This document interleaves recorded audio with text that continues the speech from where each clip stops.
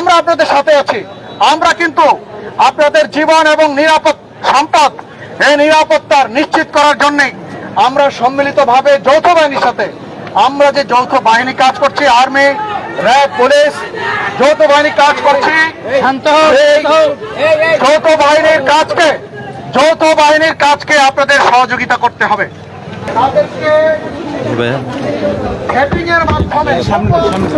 আমি জার্নালিস্ট,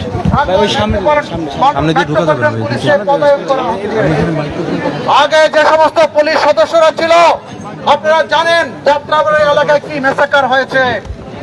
তো তারা কিন্তু অনেক সেই আমাদের পুলিশ সদস্যরা যারা আমাদের এই আইন শৃঙ্খলা রক্ষা করতে গিয়ে আপনাদের সাথে ছিল, অনেকে কিন্তু এখন আর নেই। আবার অনেকে আপনারা জানেন এই সমস্ত বিষয়ে আইনগত প্রক্রিয়া আছে, অনেক আইনগত প্রক্রিয়া আছে। আমরা সবাই নতুন এসেছি, আপনাদের সাথে কাজ করতে এসেছি, আপনারা আমাদেরকে সাদরে গ্রহণ করুন। আমরা আপনাদের সাথে আছি। আমরা কিন্তু আপনাদের জীবন এবং নিরাপদ সম্পদ এই নিরাপত্তার নিশ্চিত করার জন্য আমরা সম্মিলিতভাবে যৌথ বাহিনীর সাথে আমরা যে যৌথ বাহিনী কাজ করছি, আর্মি, র্যাব, পুলিশ যৌথ বাহিনী কাজ করছি, যৌথ বাহিনীর কাজকে আপনাদের সহযোগিতা করতে হবে এবং এই এলাকার আইন শৃঙ্খলা রক্ষা করতে হবে। আমি আপনাদের প্রতি আবারও আহ্বান জানাচ্ছি, আমরা র্যাব, পুলিশ, আর্মি সবাই আপনাদের সাথে আছি। আপনাদের আবারও বলছি, আমরা ঢাকা মেট্রোপলিটন পুলিশের যারা নতুন আসছে, আগের কোনো অফিসার ফোর্স কিন্তু এখন আর নেই। আমরা সবাই নতুন, আমরা গ্রামে গঞ্জে থেকে আপনাদের জীবন এবং সম্পদের নিরাপত্তার জন্য এখানে এসেছি। আপনাদের সহযোগিতা একান্তভাবে কাম্য। আজ থেকে এই মাহবুবুর রহমান মোল্লা কলেজ এতদ অঞ্চলের আইন শৃঙ্খলা রক্ষার জন্য আমরা পর্যায়ক্রমে আর্মি, র্যাব, পুলিশ আপনাদের সাথে থাকবে। আপনারা কি আমাদের সাথে আছেন? আমরা সম্মিলিতভাবে এলাকার আইন শৃঙ্খলা উন্নত করবো ইনশাল্লাহ। এই প্রত্যাশা রেখে আপনাদের সবার মঙ্গল কামনা করে আমি এখানে শেষ করছি। আল্লাহ হাফেজ। আসসালামু আলাইকুম।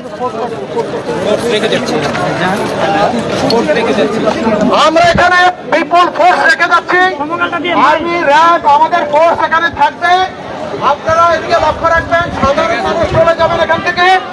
এখানে কলেজ অথরিটি আছে, কলেজ অথরিটি এখানে আমাদের সাথে থাকবে। ছাত্র ব্যতীত যারা সাধারণ মানুষ আছেন সবাই স্থান ত্যাগ করবেন। ছাত্র ব্যতীত যারা অন্যান্য মানুষ আছেন সবাই স্থান ত্যাগ করবেন। সবার মঙ্গল কামনা করছি। ধন্যবাদ। আসসালামু আলাইকুম।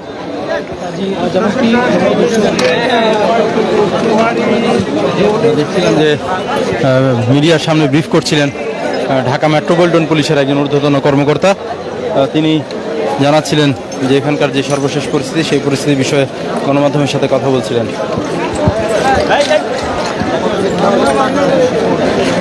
সেনাবাহিনীর যে দল ভেতরে পরিদর্শন করেছেন তারা কিন্তু পরিদর্শন শেষে এখান থেকে ফিরে যাচ্ছেন। আমরা কিন্তু এখন পর্যন্ত ভেতরে আটকা পড়া অবস্থায় কাউকে উদ্ধার করতে দেখিনি।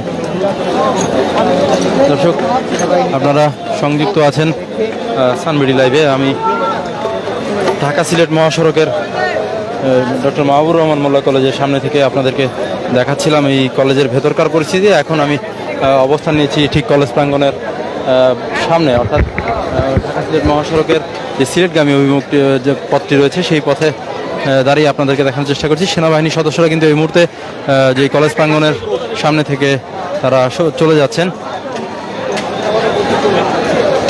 আমরা ভেতর থেকে ঘুরে এসে কিন্তু আমরা কিন্তু যেমনটি দেখেছি যে এই মাহবুবুর রহমান মোল্লা কলেজের ভেতরে যেই অভিযোগটি করছিলেন যে ভেতরে শত শত শিক্ষার্থী আটকা পড়েছেন, আসলে তেমন কাউকে কিন্তু এখান থেকে উদ্ধার করা হয়নি বা তেমন কাউকে এখানে পাওয়া যায়নি।